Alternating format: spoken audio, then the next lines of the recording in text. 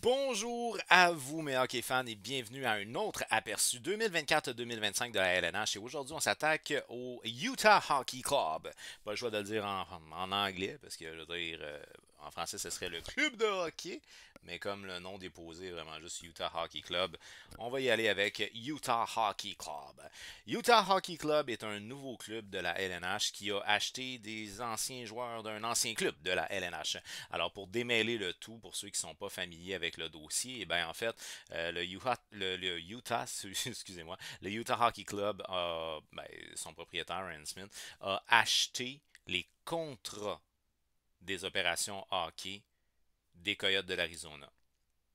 Fait que ça veut dire qu'il n'a pas acheté la concession Coyote de l'Arizona. La concession en ce moment Coyote de l'Arizona est considérée comme étant inactive par la LNH. Mais tous les antécédents, les records et tout ça restent liés à la concession Coyote de l'Arizona. Maintenant, le Utah Hockey Club est un nouveau club. Donc, il commence une nouvelle histoire. Donc, il n'y a pas d'historique en tant que tel à Utah Hockey Club. Ils ont acheté les droits, en fait, ils ont acheté les contrats de tous les membres des opérations hockey des Coyotes de l'Arizona. Ça inclut le coaching staff, les joueurs, les dépisteurs. Par contre, il y a certains éléments qui n'ont pas été inclus, dont l'équipe marketing, les statistiques avancées, analyse de statistiques, certaines affaires d'entraînement aussi, qui n'ont pas été inclus là-dedans, donc qui, eux, sont restés en Arizona. Pour la plupart, ont plus de job aujourd'hui. Certains ont réussi à avoir une job du côté des Roadrunners de Tucson. Parce que les Roadrunners de Tucson, eux autres, restent à Tucson, mais on ne sait pas s'ils vont rester à vitam aeternam à Tucson. C'est un peu le bémol qu'on a là, de ce côté-là. Par contre, point positif pour les former Coyotes fans comme moi, c'est que l'actuel propriétaire des Suns de l'Arizona a démontré un certain intérêt à amener du hockey dans la LNH. Puis on sait que c'était le cas entre autres de l'Utah. C'est que l'Utah, il voulait rentabiliser son aréna. Donc, ils ont déjà un club, le Jazz de l'Utah, qui évolue au niveau de la NBA. Fait que d'avoir un club NBA et LNH permet de plus rentabiliser leur établissement. Fait que c'est peut-être, et je dis bien peut-être, ce qui pourrait arriver avec les Coyotes de l'Arizona si un jour ils reviennent dans la LNH. Maintenant, le Utah Hockey Club, même si officiellement ils n'ont pas l'historique des Coyotes de l'Arizona, j'ai utilisé quand même les statistiques des Coyotes de l'Arizona. Vous comprenez pourquoi? C'est tout simplement parce que toutes les opérations hockey sont rendues aujourd'hui en Utah. Alors, évidemment, pour les joueurs de longue date là, du côté de l'Arizona, je pense entre autres à Lawson Krause, je pense aussi à Nick Schmaltz, à Clayton Keller et j'en passe, ça fait du bien de savoir que on est établi. Là, il n'y a plus de rumeurs de déménagement. On est en Utah. Puis pour leur carrière, ça devrait rester comme ça. Parce que je pense pas que le club va déménager de sitôt.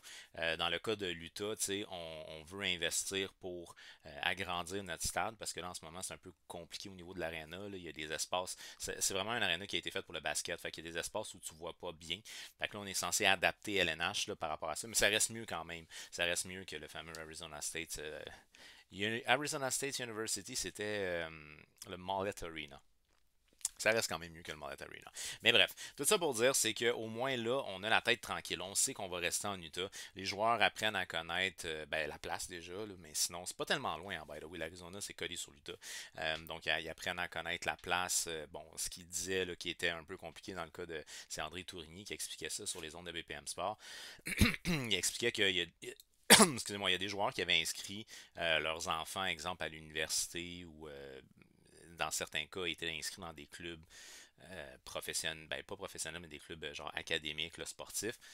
Fait que là, il fallait les déménager, tu sais, fait que trouver des nouvelles adresses, puis tout ça. Puis dans certains cas, les enfants doivent rester, fait qu'il fallait leur trouver un appartement en Arizona. Bref, des affaires très humaines là, qui ont compliqué un peu la tâche de certains joueurs dans l'organisation, mais il reste quand même pas que c'est proche géographiquement parlant.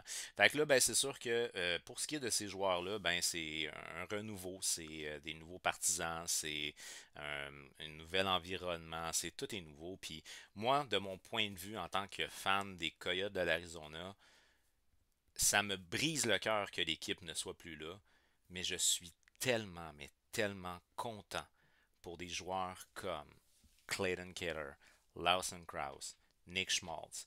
de pouvoir voir qu'ils sont entre les mains d'un propriétaire qui les aime, qui est présent, puis qui est prête à mettre les sous pour que cette organisation-là aille en séries éliminatoires. Parce qu'Alex Moriello du côté de l'Arizona n'était même pas présent au dernier match de l'histoire des Coyotes en Arizona. Puis ça m'a tué. Et de l'initiative de Armstrong et de Tourigny, c'est eux qui ont amené les gens qui travaillent dans les bureaux et tout ça sur la patinoire avec l'équipe hockey pour la grande photo, j'en parle, je suis encore émotif, mais pour la grande photo de toute la famille des Coyotes de l'Arizona. Fait que le propriétaire, il just don't give a shit. Et là, aujourd'hui, Ryan Smith, lui, il s'en soucie. Il a été présent auprès de l'organisation. Il a rencontré les joueurs. Il a rencontré Gary Bettman. Il s'est même permis une petite joke au repêchage. Fait que bref, je suis vraiment soulagé. Alors ça, c'était tout mon gros speech par rapport aux Coyotes de l'Arizona. On va y aller maintenant avec le Utah Hockey Club. Évidemment, les statistiques sont les statistiques des Coyotes de l'Arizona la saison dernière. Alors, on revient avec notre directeur général Bill Armstrong et bien entendu l'entraîneur-chef André Tourigny. Bill Armstrong, ce qu'il veut, c'est bâtir une organisation qui serait compétitive peut-être dans 2 ans, là, à partir d'aujourd'hui. Là. Fait qu'à peu près là, 2 ans, c'est là qu'on veut vraiment être compétitif. Mais on veut être dans des matchs significatifs en fin de saison dès cette année. Et ça veut dire qu'on veut être dans la course aux séries éliminatoires. Même si on ne fait pas les séries, c'est pas grave, mais on veut être dans la course aux séries éliminatoires. Et on a fait des additions pour que ça arrive. Fait qu'il y a des belles additions qui ont été faites du côté de Bill Armstrong. Puis j'ai vraiment hâte de voir si ça va pogner ensemble. Parce que des fois, quand on rajoute trop, c'est un peu compliqué. André Tourigny, évidemment, on le connaît, c'est un entraîneur de chez nous. De chez nous, la région de Gatineau. C'est un gars qui a réussi vraiment à créer un esprit de corps au travers de l'organisation des Coyotes. Puis c'est une organisation qui a beaucoup de profondeur et surtout, il joue beaucoup avec ses trios. Dans le sens, le temps de glace, il joue beaucoup avec ses trios. Fait il n'y a pas une immense différence en termes de temps d'utilisation entre le premier et le troisième. Il y en a une, on s'entend, mais c'est pas si immense que ça. Tu as certains joueurs, bien entendu, Clayton Keller et Nick Schmaltz sont surutilisés, mais exemple, Barrett Eaton, c'est pas tant différent de ce que tu peux voir, mettons, de Lawson Krause. T'sais. Fait que l'idée, c'est que on a une belle répartition, on a une belle profondeur du côté de l'Utah Hockey Club. Puis ça, c'est notre force qu'on a eu au niveau offensif la saison dernière. Par contre, ça a été compliqué quand même. On a terminé 27e dans la Ligue nationale, 13e dans la conférence de l'Ouest. Évidemment, on n'a pas participé aux séries éliminatoires. C'est 36 victoires, 41 défaites et 5 défaites en prolongation pour un total de 77 points la saison dernière du côté de l'Arizona. Une moyenne de buts marqués de 3,10 pour le 17e rang dans la Ligue nationale. Et c'est ça, je pense, qui est surprenant du côté de Utah Hockey Club. C'est que la saison dernière, on n'a pas moins que 6 marqueurs de 20 buts ou plus du côté de l'Arizona. Alors, Clayton Keller, Nick Schmaltz, Nick Bjugstad, Logan Cooley, Lawson Krause et même Michael Carcone. À la limite, on pourrait peut-être même mettre Dylan Gunter 18 buts. Puis ça, c'est parce qu'il y a eu une saison écourtée dans le cas de Dylan Gunter, 45 matchs seulement, parce qu'il aurait franchi le cap des 20 buts. Fait qu'il y a eu beaucoup de marqueurs. Et ça l'a paru au niveau de la moyenne de buts marqués. 3,10 pour le 17e rang dans la Ligue nationale. Une moyenne de buts encaissés de 3,34 pour le 25e rang dans la Ligue nationale en cours de saison. En fait, Karel Vejmelka s'est fait voler le poste de starter par Connor Ingram. Belle histoire, Connor Ingram, honnêtement. Puis ça a bien été l'année passée, c'est le fun. Donc, puis c'est un bon Jack. Ça aussi, c'est le fun, on aime ça. Un avantage numérique à 22% pour le 15e rang dans la Ligue nationale, donc très bien au niveau de l'avantage numérique. Un désavantage à 76,3 pour le 25e rang dans la Ligue. Ça a été plus compliqué défensivement qu'offensivement du côté de l'Arizona la saison dernière. Mais comme je dis, il y avait de la profondeur. Fait que c'était pas nécessairement hyper concentré. C'était un peu toutes les lignes qui sont capables de faire mal. Puis ça, en série, c'est très bon. Le meilleur buteur aura été Clayton Keller avec 33 buts. Si je ne fais pas erreur, je pense que c'est sa deuxième saison back-à-back avec plus de 30 buts. Clayton Keller est également le meilleur pointeur de l'organisation avec 76 points. Donc 78 matchs, 76 points, presque un point par match pour ce qui est de Clayton Keller. Le meilleur défenseur a été Sean Durzi. Et ça, Sean Durzi a eu beaucoup de temps de glace au grand dam de Juuso Valimaki. Puis JJ Mazur aussi qui a été échangé dans la transaction de Sergachev. Ça leur a pris beaucoup de temps. Mais Sean Durzi, dans le sens ça leur a volé beaucoup de temps, mais Sean Durzi a vraiment connu une belle saison du côté de l'Arizona la saison dernière. Un défenseur très mobile à caractère offensif. 76 matchs, 41 points, moins 1 en termes de différentiel, plus moins. Saison encore une fois décevante du côté de l'espoir Victor Soderstrom, malheureusement. J'ai sa young gun. Mais dans le cas de Victor Soderstrom, on a décidé de lancer la serviette là, du côté de l'Arizona. Dans la Ligue nationale, il avait joué juste 3 matchs, aucun point, mais sinon dans la Ligue américaine, 32 points en 62 matchs. Il a pris la décision de continuer sa carrière du côté de Brynäs en Suède. Alors il retourne chez lui. Dans le cas de Victor Soderstrom. Puis on a aussi Coroner, là, Joseph Coroner, qui est un gardien de but qu'on n'a pas vu l'année passée, qui appartient à l'organisation. Il est encore considéré agent libre avec restriction comme Victor Soderstrom, mais il devrait jouer encore en Europe. Là, il a joué en Tchéquie pour ce qui est de Coroner. Je l'ai-tu marqué, lui? Oui, je l'ai marqué. Donc, il a joué en Tchéquie, 25 matchs, 2.09, 923 d'efficacité. Mais pour le moment, il n'est toujours pas sous contrat par l'organisation de l'Utah Hockey Club.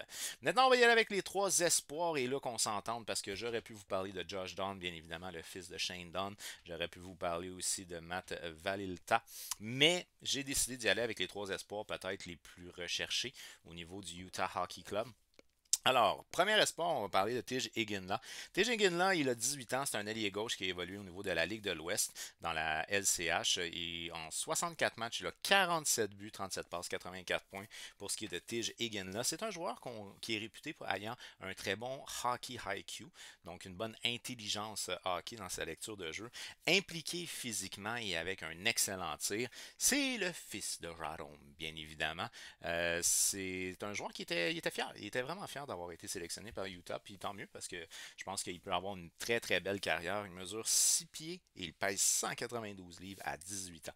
En termes de deuxième espoir, ben là on y va parce que c'est du gros format. Hein? Puis des dires même de Maverick Lamoureux là, en entrevue quand il était venu sur le podcast à la Coupe. D'ailleurs, son entrevue est encore disponible sur notre chaîne YouTube là, à la Coupe. Maverick Lamoureux nous avait parlé que pour ce qui est d'Armstrong, lui, ce qu'il voulait pour un défenseur, c'était des gros défenseurs forts physiquement puis qui frappent. Puis c'est la raison majeure qui l'avait amené à sélectionner en première ronde Maverick Lamoureux à l'époque. Mais évidemment, c'est aussi la raison qui l'a amené à repêcher Dmitri Simachev. Alors, Dmitri Simachev, 19 ans, un défenseur russe, évidemment, qui a évolué au niveau de la KHL la saison dernière. En 63 matchs, il a 4 buts, 6 passes pour 10 points. En séries éliminatoires, 1 point en 17 matchs. Vous m'avez bien entendu. En séries éliminatoires, 1 point. Ce que je veux que vous compreniez là-dedans, 19 ans, KHL, il est régulier. Ça dit tout. Ça dit vraiment tout. En KHL, on est gêné de faire jouer nos jeunes et lui, il est déjà régulier. C'est un défenseur défensif, là, évidemment. Avec les statistiques, je pense qu'on s'en attend un petit peu. Mais c'est un défenseur défensif extrêmement physique. C'est un gars qui mesure 6 pieds 5, 203 ou 207 livres, je sais pas trop. C'est un gars qui est réputé comme étant un défenseur défensif qui brise des jeux avec une grande facilité et un patin fluide. Alors c'est un défenseur qui risque de faire mal physiquement dans la LNH, puis il y a un méchant potentiel. À 19 ans, être régulier dans la KHL, c'est excellent pour ce qui est de Dimitri Simachev. Et en termes de troisième espoir, on va y aller avec le Québécois Maverick Lamoureux, 20 ans, un défenseur qui a évolué au niveau de la Ligue junior majeure maritime, non, la Ligue junior maritime du Québec. En 39 matchs, il a 9 buts, 24 passes pour 33 points. Malheureusement, non, il n'a pas joué en séries éliminatoires. Maverick Lamoureux s'est blessé. Il n'a pas pu compléter la saison. Puis il n'a pas pu jouer en séries éliminatoires ni en Coupe Mémoriale. Par contre, il a quand même. Il est champion pareil. Là. Ça compte pareil. Au niveau des championnats du monde de moins de 20 ans. Il a 3 points en 5 matchs. 6 pieds 7, 214 livres pour ce qui est de Maverick Lamoureux. C'est un gars qui est très physique lui aussi. On dit de lui qu'il a une excellente lecture défensive et qu'il est capable de se démarquer offensivement. Et j'avais oublié d'ailleurs de mentionner que TJ Ginla, pour ce qui est du championnat du monde des moins de 18 ans, 12 points en 7 matchs, 6 buts, 6 passes. Excellent championnat du monde des moins de 18 ans pour TG Guinla. Maintenant, on va y aller avec mon alignement. C'est un alignement, évidemment, qui est proposé. Ah ben, en fait, on va commencer par le cap projeté. C'est vrai, j'allais oublier. Donc, le cap projeté, c'est quoi? Ben, en fait, c'est une projection de ce qui devrait être l'organisation, la formation lors du début de la saison. Au moment de tourner cette vidéo-là, les camps d'entraînement sont commencés, les matchs préparatoires sont commencés. Il y a certaines coupures qui ont déjà été faites, mais on ne sait pas encore ça va être quoi en tant que tel l'alignement, qui va être l'alignement de départ pour le début de saison. Fait que, selon le site Puckpedia, avec l'alignement qu'on pense qu'on va avoir en début de saison, l'organisation des Coyotes devrait avoir un jeu d'à peu près 9 920 357 $. on a du cash en masse. Puis du côté du propriétaire Aaron Smith, on est down de dépenser de l'argent. Fait que ça se pourrait que le Utah Hockey Club fasse un move d'un gros joueur, c'est possible, parce qu'on donne l'argent pour le faire. Puis le propriétaire ne met pas de barrage là-dessus, ce qui n'était pas le cas avec Murray qui voulait sauver des sous à l'époque. Alors on va y aller maintenant avec mon alignement. Au niveau de mon alignement, ben Barrett Hayton a joué quand même une saison écourtée, 33 matchs la saison dernière du côté de l'Arizona. Sauf que ce que je dois mentionner, c'est qu'il a été blessé. Puis quand il a joué, il jouait généralement avec Clayton Keller et Nick Schmaltz. Fait qu'on va garder cette première ligne-là. En tant que tel, Keller, Schmaltz, ils ont déjà une chimie, on les sait, on les connaît bien depuis plusieurs années. C'est des très bons amis hors glace, puis c'est aussi des très bons coéquipiers. Fait qu'on va garder Clayton Keller avec Nick Schmaltz et on va garder Barrett Hayton aussi. Alors Clayton Keller, la saison dernière, une excellente saison, 76 points en 78 matchs. Un gars qui démontre beaucoup de leadership, un gars qui est très responsable dans son jeu aussi. Barrett Hayton, 10 points en 33 matchs. On espère qu'il se développe un petit peu plus là, du côté de Barrett Hayton. Et Nick Schmaltz, un petit ralentissement, un gars qui avoisinait les 1 point par match dans les années passées. 61 points en 79 matchs la saison dernière, mais c'est un gars qui peut faire à peu près tout. Il peut jouer à l'aile gauche, à l'aile droite, au centre, en désavantage numérique, en avantage numérique. C'est le petit couteau suisse là, du côté d'André Tourigny là, que on est très chanceux d'avoir du côté du Utah Hockey Club. Maintenant, pour ce qui est de Alex Kerfoot, lui, c'est 45 points en 82 matchs la saison dernière. Je ne sais pas erreur, je pense que c'est sa première saison avec le club, puis quand même une bonne saison. Logan Cooley, évidemment, c'était sa saison recrue. La saison dernière, 44 points en 82 matchs. Cooley qui est un joueur à highlight. Là. Il a des méchantes bonnes mains. Il a vraiment des bonnes mains. Il a une très bonne lecture de jeu aussi. Puis c'est un gars qui fait flashy un peu. Il est pas dans sa personnalité zéro. C'est un gars qui est très réservé. Mais dans son jeu, c'est un gars qui est très flashy. Puis ça, c'est le fun parce que c'est divertissant pour les partisans. Par contre, la responsabilité défensive, on repassera pour tout de suite. Mais il va acquérir de l'expérience, ça c'est sûr et certain. Que je fais jouer ici avec Dylan Gunter. Dylan Gunter, 35 points, 45 matchs. Encore une fois, blessure pour ce qui est de Gunter. Mais lui, il a vraiment... On dirait qu'il a comme popé l'année passée. Gagné beaucoup en assurance, très impliqué physiquement. Puis c'est un gars qui provoque des choses offensivement. Fait que très belle saison pour ce qui est de Gunter. Ensuite de ça, sur ma troisième ligne, on va y aller avec Lawson Krause, 42 points, 81 matchs. Quand même 40 points sur la troisième ligne, c'est pas mauvais. Lawson Krause qui est un joueur quand même impliqué, là, qui aime bien patiner. Pas le plus créatif, clairement pas.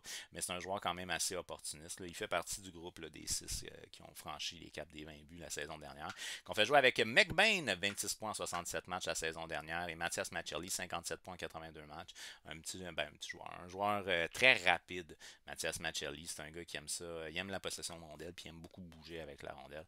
En termes de quatrième ligne, on va y aller avec Carcone, 29 points en 74 matchs la saison dernière du côté de l'Arizona. On a fait l'acquisition de Stan Loon, qui lui nous arrive de la Floride. Il est là la bague. Stan Loon, qui est un joueur plus de profondeur, 15 points en 81 matchs du côté de la Floride la saison dernière. Et Josh Dunn sur mon aile droite de mon quatrième trio. Dans le cas de Josh Dunn, 9 points en 11 matchs dans la LNH la saison dernière. Sinon, il a joué majoritairement dans la Ligue américaine, 46 points en 62 matchs du côté de Tucson.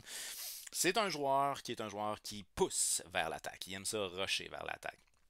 Plus un ailier à caractère offensif pour ce qui est de Josh Dunn. Comme je vous dis, dans le cas d'André Tourigny, il joue quand même très bien là, avec la gestion de ses 4 trios. Fait que tout le monde devrait avoir du temps de glace. Puis à peu près tous les trios sont capables de marquer dans cette équipe-là. Ensuite de ça, en termes de scratch, on y va avec Liam O'Brien, qui a été apprécié des fans d'ailleurs avec son Big Tuna là, ou quelque chose de même. Je sais pas trop quand ils l'ont présenté. En tout cas, les fans l'ont applaudi. C'est un chic type. C'est un chic type, Liam O'Brien, très impliqué physiquement. Maintenant, au niveau des défenseurs, ben là, au niveau de la brigade défensive, tout a changé. Absolument tout a changé. On a échangé J.J. Mauser, qui était un espoir qu'on avait, un défenseur très intelligent qui bouge beaucoup. Puis d'ailleurs, on a de très forts espoirs du côté de Tampa Bay pour J.J. Mauser. Janice Jérôme, il ne faut pas oublier, Jérôme, accent aigu avec un circonflexe sur le haut. Parle couramment français. Lui, c'est un Suisse allemand qui parle couramment français et anglais. Bref, on a fait l'acquisition de Miel Sergachev. Et Sergachev, là, on parle.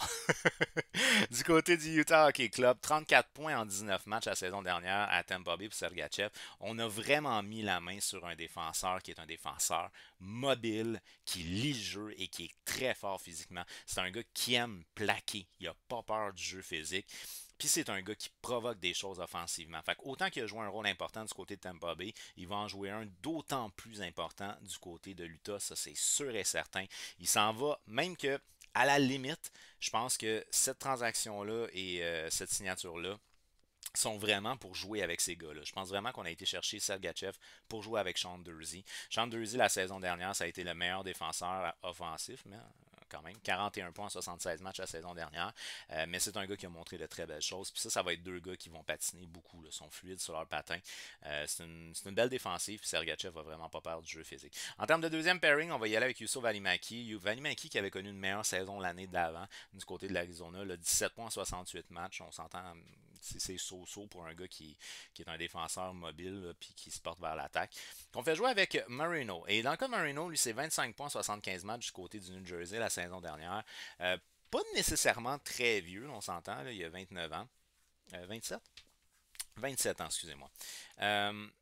C'est un défenseur vraiment qui va amener un plus au top 4. C'est sûr qu'il est là pour le top 4. C'est un gars qui va aimer bouger, c'est un gars qui va bien jouer défensivement. Dans le cas de Valimaki, c'est un défenseur qui est très mobile, qui aime ça patiner. Fait que ça va peut-être soutenir un peu Valimaki, puisque lui, il va être capable de peut-être un peu mieux lire défensivement le jeu. Ensuite, en termes de troisième pairing, j'y étais avec Cole. Cole, lui, qui nous arrive de Vancouver.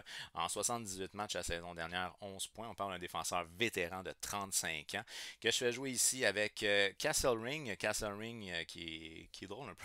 Je trouve qu'il patine bizarre un peu. Mais en tout cas, Castle Ring, 21 points, 65 matchs la saison dernière. Il a bien fait dans la mesure du possible. C'est une équipe qui n'était pas très solide défensivement, les Coyotes de l'Arizona l'année passée. Fait que le fait de rajouter des gars qui arrivent de l'extérieur, peut-être, et je dis bien peut-être que ça va aider. On a fait une acquisition intéressante aussi en Bertuzzo. On parle d'un défenseur fort physiquement qui aime frapper. 35 points la saison dernière du côté de Saint-Louis et des Highlanders. Aucun 35 points, 35 ans, dis-je bien, 27 matchs, aucun point. C'est un défenseur essentiellement qui frappe là, dans le cas de Bertuzzo. Maintenant, au niveau des gardiens de but, ben, je pense qu'on va y aller avec nos gardiens de but qu'on avait l'année passée, donc la même structure qu'on avait l'année passée. Connor Ingram qui a vraiment surpris l'année passée, qui a connu de très très bonnes, ben, de très très bons matchs et des matchs plus compliqués, mais toute l'équipe avait des matchs plus compliqués. Une séquence de genre 14 défaites, je pense, je me souviens plus si c'est au début de l'année. C'est genre en janvier ou en février, 14 défaites back-à-back. Bang, bang, bang. On s'est sorti complètement du portrait des séries. On était dans le portrait des séries, là. Jusqu'à passer Noël. Après, ça c'est compliqué. Connor Ingram, 50 matchs l'année passée du côté de l'Arizona, 2,91 de moyenne, 907 d'efficacité, quand même pas mauvais. C'est pas le gardien qui a la plus belle technique, mais c'est un gars qui a beaucoup de cœur par contre, puis ça, faut y donner. Karel Vejmelka va être mon auxiliaire en 38 matchs, 3,35 de moyenne, 896 d'efficacité. Ça a été un peu plus compliqué pour lui. Et sinon, Villalta. Matt Villalta. Matt Villalta, lui, est âgé de 25 ans. Il a joué un petit peu dans la Ligue nationale, 2 matchs avec une moyenne de 4,17 et une efficacité de 828. Sinon, dans la Ligue américaine, 51 matchs, 2,54 et 911 d'efficacité pour Villalta. Fait que je pense qu'il n'y a pas vraiment de secret. Ingram est partant. Puis, Vejmelka est l'auxiliaire. Alors, c'est ça pour ce qui est du portrait du Utah Hockey Club. Moi, de mon côté, ce que je me dirais, c'est que c'est une organisation qui ne participera pas aux séries encore une fois cette année. Je m'attends à ce qu'il soit peut-être un petit peu plus haut. Puis, si c'est possible, dans la course aux séries éliminatoires. C'est l'objectif qu'on a du côté d'Armstrong et je pense qu'on est capable de l'atteindre. J'ai confiance en André Tourigny, puis je pense qu'on a fait de très belles acquisitions pour améliorer notre sort. Par contre, on n'est pas une équipe qui est en série. De mon humble avis, on n'est pas une équipe qui est en série. Mais on devrait être peut-être un petit peu mieux placé que la saison dernière. Au lieu de 13e dans la conférence, on pourrait peut-être se dire 10e. Alright, alors d'après toi, est-ce que le Utah Hockey Club va performer bien au-delà des attentes de Armstrong? Est-ce que vous pensez qu'ils vont faire les séries ou que sinon ils vont finir dans le cave parce qu'il n'y a aucun mouvement qui avait de sens? Ben, faites-le moi savoir au travers des commentaires. Alors je vous dis un gros merci d'avoir regardé ma vidéo. On n'oublie pas, on s'abonne, on active la petite cloche aussi parce qu'il y a d'autres aperçus qui s'en viennent pour la saison 2024-2025. Pour ce vidéo-là, je vous dis un très grand merci d'avoir regardé la vidéo et on se revoit très bientôt.